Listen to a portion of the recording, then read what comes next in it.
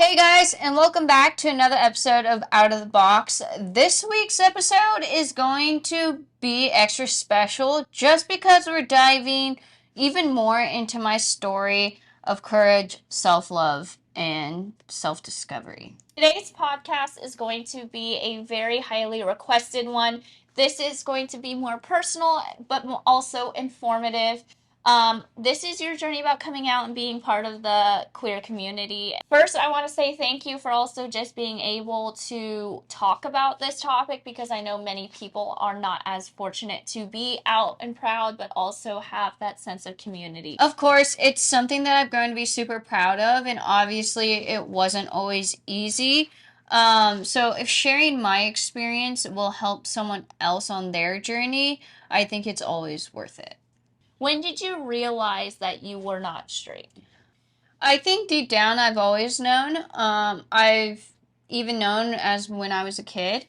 I knew I was always different in some sort of way.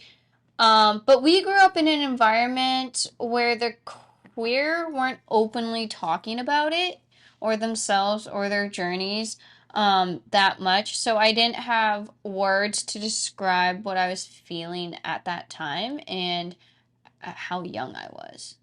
Do you think it was the environment or do you think it was our generation? Our Gen Z, Yeah. right? And I don't know who's behind us, but we're very proactive people, I feel.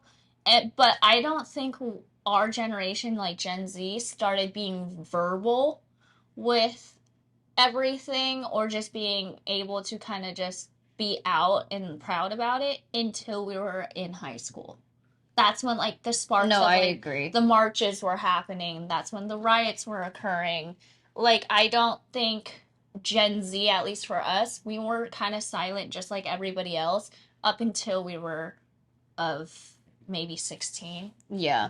I honestly think it's a little bit of both.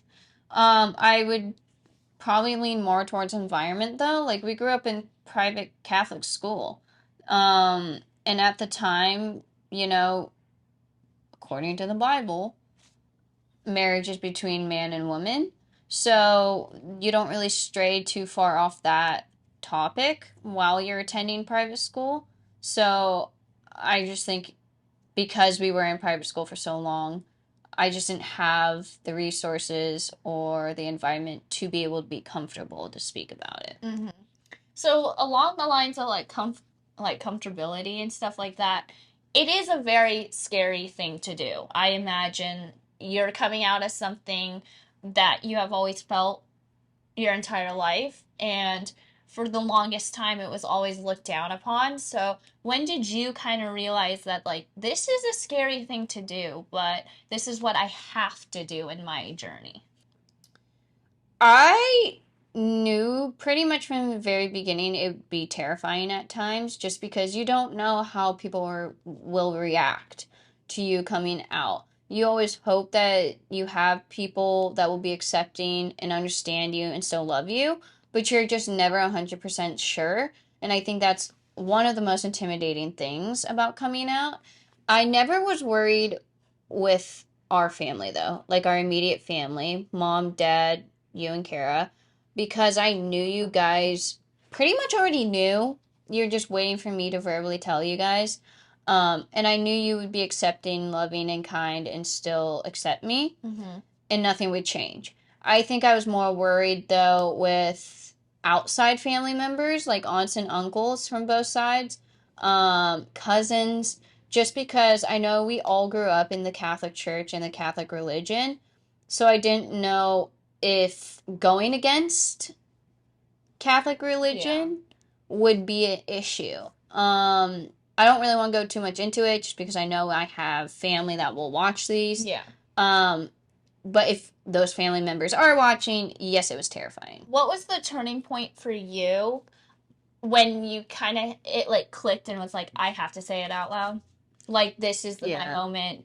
What kind of like turning point was that?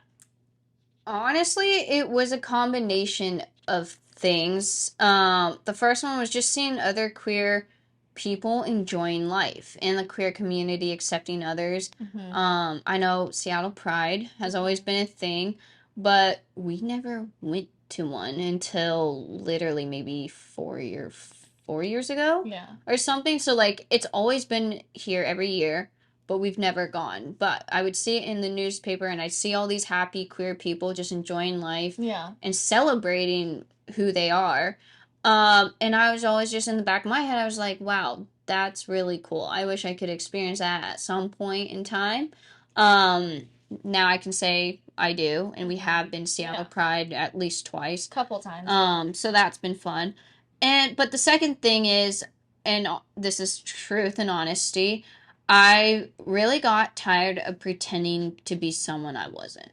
I remember this time in middle school when we tried to go to a middle school dance and all the girls are wearing skirts and dresses, and I was so anxious and worried that I'd be very different from the girls because I wanted to wear pants, but everyone was wearing these dresses and skirts. Yeah. And so I convinced myself to wear a skirt to that dance, but I could not tell you how uncomfortable I was that entire night. So this event made me realize I needed to start accepting myself.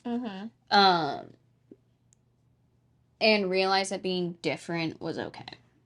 And that was in Like middle sixth grade, school. 7th grade. Yeah, it was middle school when we started going to dances. Yeah. Was there anyone in particular that helped you through it? Like, you had friends that you knew you could rely on, you had family members that you knew were accepting, but was there someone in specific, like, that helped you through this, that was like kind of your, not mentor, but like somebody that you could always go back to for advice? You kind of just mentioned the main people that helped me accept it. So, like, you and our close friends. Yeah. Because the way that you guys reacted when I did come out helped me gain the courage to tell other people. But once we started TikTok and got a following on there, the queer community also helped me. Because did you realize how big the community was before TikTok? No. So TikTok really helped me realize that there's so many other people. Yeah. Because again, we grew up in private school. There's literally no one. Yeah. Any challenges along the way of coming out?